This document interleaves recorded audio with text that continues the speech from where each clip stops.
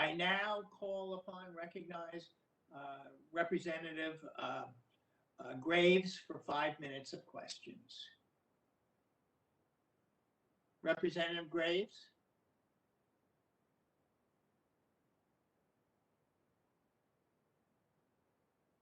Well, let's hold, if he's not here at this moment, let's call on Representative Tiffanny, and then we'll come back to Representative Graves.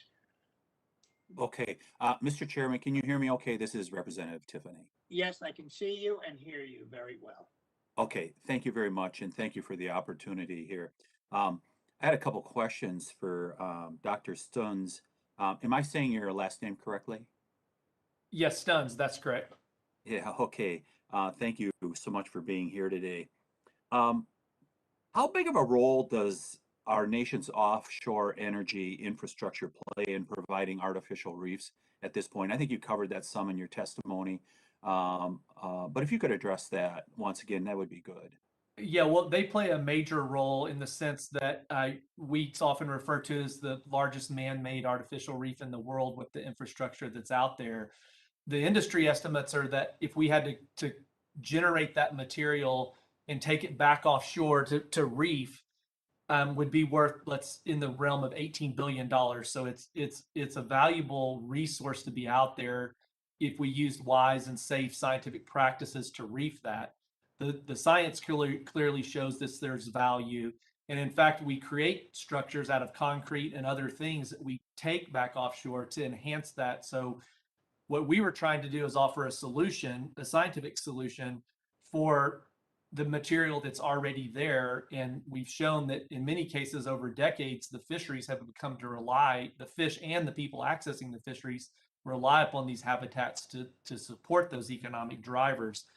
Also, there's high value to salvage of the steel that's out there. So the companies don't always want to leave it out there because there's in fact, many cases it's difficult to get them to put something in a reefing program because the value that they have back on land. So because over the decades, these have become so important to marine life, we are looking for ways to ensure that habitat remains in the water. So, Dr. Stuns, do you know, is this accounted for example, in an environmental impact statement? Does a company that is applying for an environmental impact statement, do they get credit for this? I don't know about it on an environmental impact statement, and that's probably a question we'd have to ask industry. I do know when they donate a rig, let's say to a Rigs to Reef program, they obviously the cost for them are reduced, but the money that they're saving goes back into the program and the science to facilitate the reefing and permitting. It's not an easy process to reef one of these structures, whether it's in place or you're moving it to a reef zone where the approvals may not be as high because they're already pre-approved. Many times, for example, if there's a day of cost to move that rig to an approved reefing site, that's all they can afford. If that was the case, they would bring it in because all of a sudden, the cost would be too great. I don't know how they account for that environmental impact statement or if it's even done. Most of my experience has been on the back end when it's in the decommissioning process. So, if offshore energy infrastructure is removed, and it's been there, let's say for a decade or perhaps decades, is that going to do some harm to habitat for those critters that live around there? That's a major concern. Certainly the direct removal of corals and things, they would die. But the habitat value for more mobile fish is a big concern. Our recent great red snapper count that Congress appropriated showed literally millions of fish that are utilizing these structures. And in fact, that's where most of the fishery takes place. And in a way, it's a good thing, as I pointed out, because it's sort of preserving our natural habitat. But we're very concerned as scientists, especially in the Western Gulf, that's primarily mud and sand bottom without these structured features, that all of a sudden, when you remove that, the fish don't have the habitat that they had. And typically in fisheries, the productivity is related to the fisheries productivity is related to how much habitat you have available.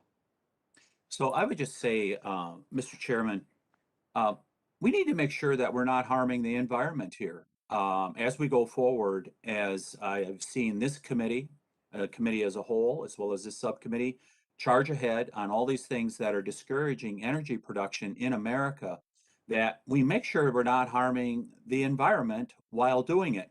Because we are harming the environment currently when you take and want to stop pipelines from being constructed, as we saw with Keystone XL. We see the governor of Michigan now trying to shut down a pipeline to go through the Mackinac Straits. It's going to affect all of the upper Great Lakes as well as Canada, perhaps violating a treaty with Canada.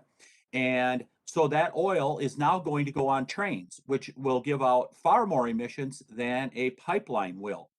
And so while the Biden administration, as I like to use one of Congressman Stauber's favorite phrases, hell-bent on ending energy independence here in America, has done great harm to our economy, is doing great harm to job creation as we lose more jobs. By the way, did you see the August report where over 400, I think it was over 400,000 people have left the workforce, highest number in the history of keeping those numbers.